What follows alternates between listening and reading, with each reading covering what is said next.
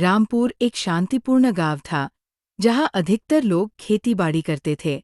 उसी गांव में दो गरीब पड़ोसी रहते थे, रघु और भोलू। दोनों का घर आमने-सामने था।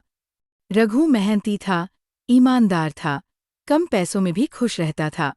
दिन भर खेत में काम करता, शाम को अपने बेटे मोहन के साथ खाना खाता और भगवान का धन्यवाद करता। वही भोलू हर वक्त दूसरों से जलता था। उसे देखकर लगता था जैसे किसी और की तरक्की उसका अपमान हो। उसका ध्यान न मेहनत में था, न ईमानदारी में, बस रघु की तरक्की देखकर जलता रहता था। एक दिन भोलू ने देखा कि रघु ने अपने खेत के एक कोने में सब्जी उगानी शुरू कर दी है और अब वह मंडी में जाकर बेचता भी है। कुछ पैसे ज्यादा आने लगे तो भोलू गुस्से से आग बाबूला हो गया। ये रघु गरीब होकर भी इतना खुश क्यों है? और अब तो अमीर बनने चला है। भोलू ने मन ही मन सोचा। भोलू ने रघु को बदनाम करने की योजना बनाई।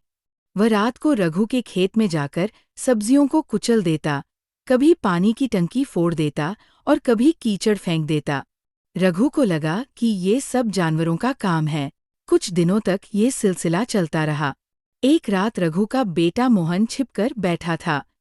उसने देखा कि भोलू खुद चुपके से खेत में घुसकर तोड़-फोड़ कर रहा है। सुबह मोहन ने सबको बताया।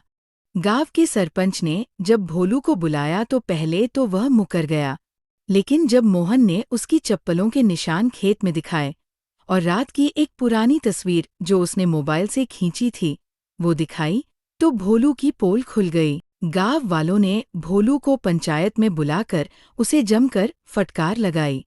उसे 1 महीने के लिए गांव के कामों से अलग कर दिया गया और चेतावनी दी गई कि अगर उसने दोबारा ऐसा किया तो उसे गांव छोड़ना पड़ेगा। भोलू कुछ दिन तक अकेला बैठा सोचता रहा। जब उसने देखा कि कोई उससे बात नहीं करता, उसे काम नहीं मिलता, तब उसे अपनी गलती का एहसास हुआ। वह एक दिन रघु के पास आया, हाथ जोड़कर माफी मांगी। रघु ने मुस्कराकर कहा, भोलू, जलन में इंसान सबसे पहले खुद को जलाता है। अगर तू मेरे साथ मिलकर मेहनत करता तो दोनों की जिंदगी बदल सकती थी।